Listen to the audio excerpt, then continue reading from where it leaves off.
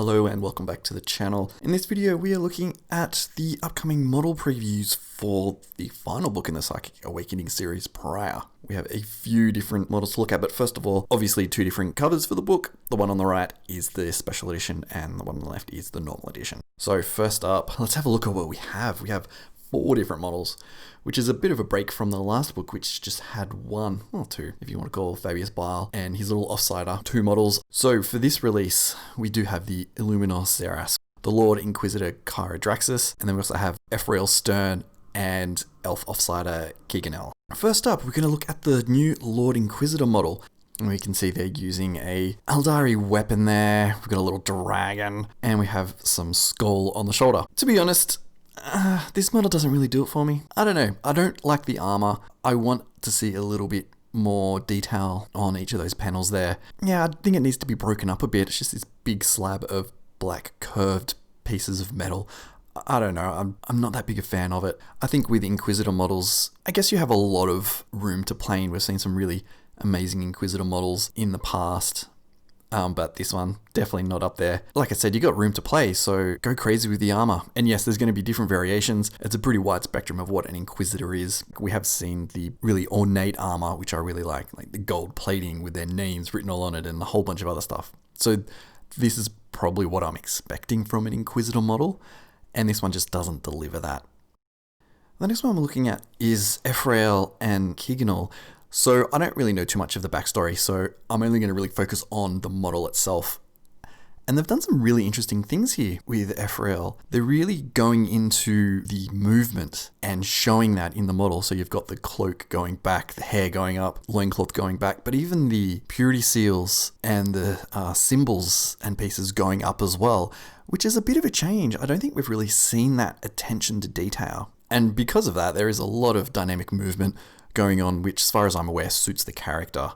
And on the weekend when the pre-order video comes out, I will go into a bit more detail on that because I'll do a little bit more research because there's a few releases coming out specifically for this character. So I almost get the idea that she's starting to pull in her psychic power, and from that the energy is going outwards and destroying that wall there. And we get this same impression, well not the impression, sorry, the same sort of movement and interaction with the environment with Keeganel as well. Even though he's just sort of stepping forward, you get this weird plating around them, which I assume is some kind of energy field or some kind of psychic power.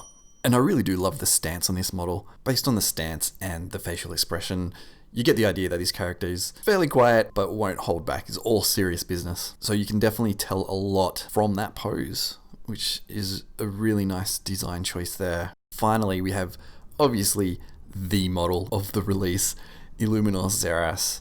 This model is just nuts. It's crazy. It is doing that whole new weird multi-legged thing that the Necrons are going with in the new 9th edition set. But don't worry, we're going to get onto whatever the hell this thing is doing. But there's so much detail. It's almost over busy. There's a lot of lines going on. You get a lot of up and down lines and then a few lines that intersect that. So from a silhouette perspective, if you've done a lot of design work or are aware of character design and things, you've got to focus on a silhouette.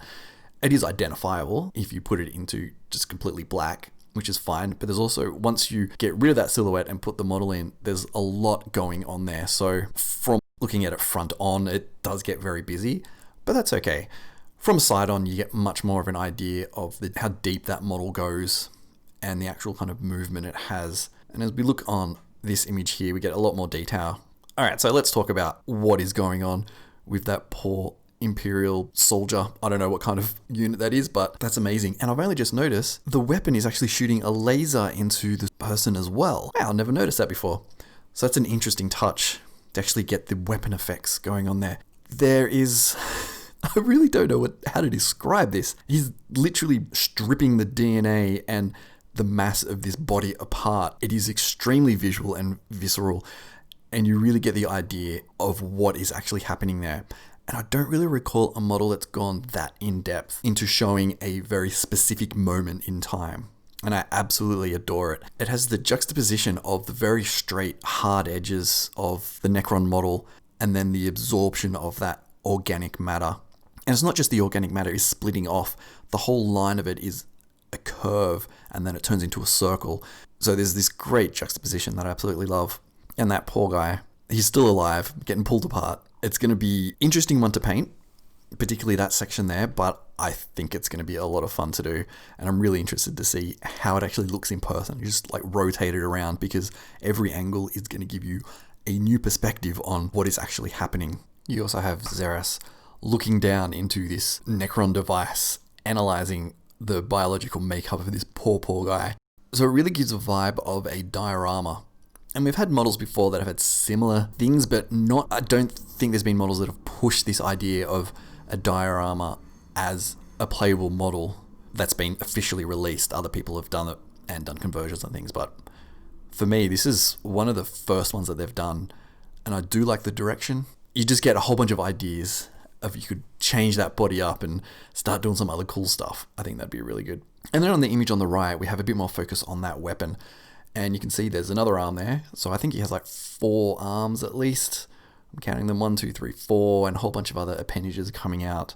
And I do love this single eye, the long face and the single eye. It's very alien, something that doesn't make you feel comfortable. And I pointed this out in the video on the new Necron models, that my favorite models are the ones that are just a little bit creepy, and they all seem to have that single eye, which is really nice. So which one is your favorite model? Leave me a comment below and we can talk about it. Obviously mine is the Illuminor.